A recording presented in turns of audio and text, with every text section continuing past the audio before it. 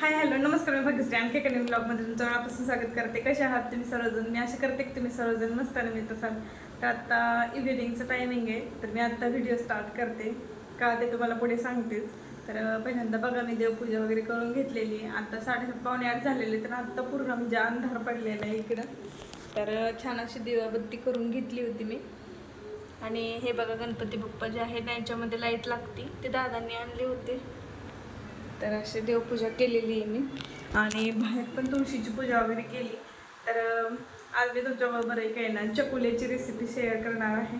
तर आमच्याकडे कशा पद्धतीने म्हणजे मम्मी बनवायची ना चकुल्या, तर ते तुमच्याबरोबर शेअर करणार आहे मी. चला तर मग दाखवते काय काय करायचं त्यासाठी ते.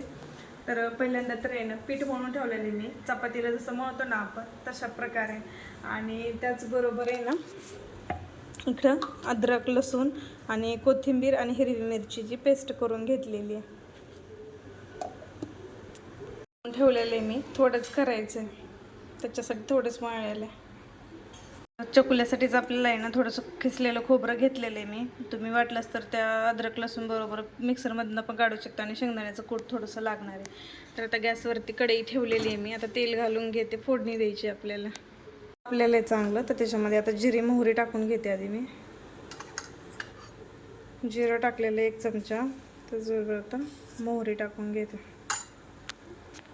पण चांगलं तडतडलं आहे आपलं. आता अद्रक लसूण आणि हिरवी मिरचीची जी पेस्ट होती तर ती टाकून घ्यायची.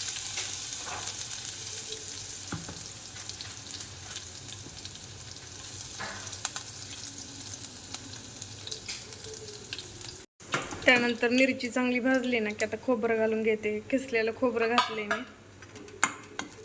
खोबरं पण चांगलं भाजू द्यायचं आहे.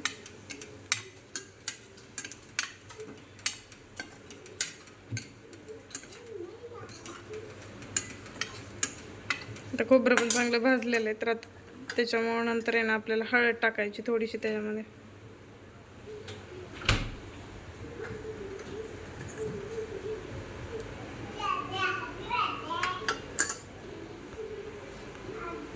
चकुल्या शिजण्यासाठी पाणी घालून घ्यायचे.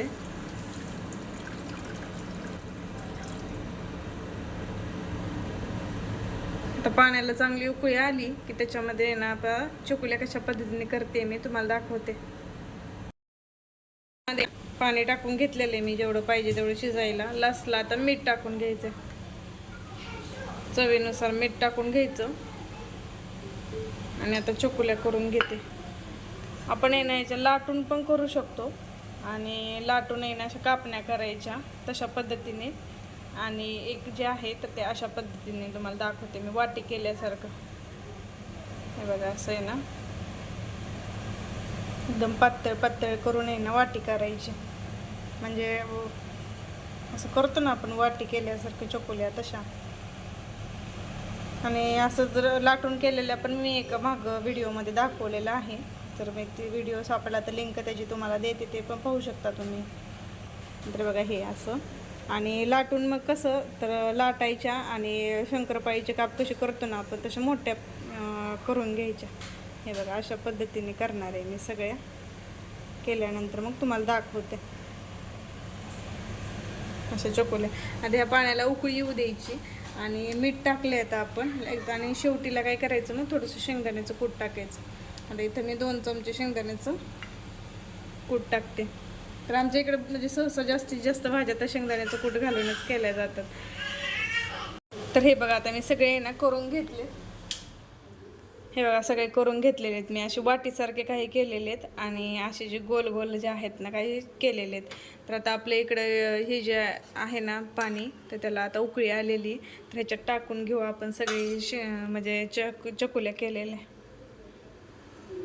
सोलापूरकडच्या भागातले असतील त्यांना माहितीच आहे की आपल्याकडे जास्तीत जास्त भाज्या नाही ना शेंगदाण्याच्या कुटाचा वापर केला जातो.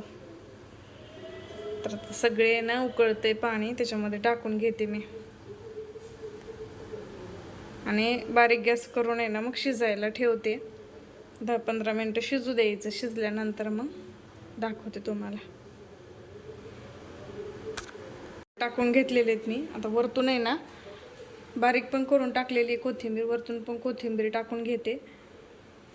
आणि एकदम मिक्स करून घेते. म्हणजे कसं की सगळं शिजल व्यवस्थित. आणि आता झाकण ठेवते म्हणजे शिजल.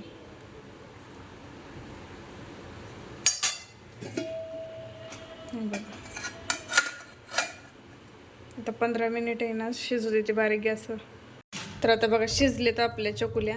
तर आता मी आहे ना प्लेटमध्ये काढून तुम्हाला दाखवते. गॅस बंद करते आता. हे बघा अशा पद्धतीने ना झालेले आहेत आपले चकुल्या.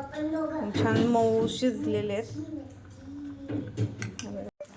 कशी वाटली आजची चकोल्याची रेसिपी नक्की कमेंट करून सांगा. आणि तुमच्याकडे पण अशा पद्धतीने चकोल्या केल्या जातात का ते पण नक्की कमेंट करून सांगा मला. चला तर मग या ब्लॉगचा इथे सेंड करते. व्हिडिओ आवडला तर लाईक शेअर सबस्क्राईब करायला विसरू नका.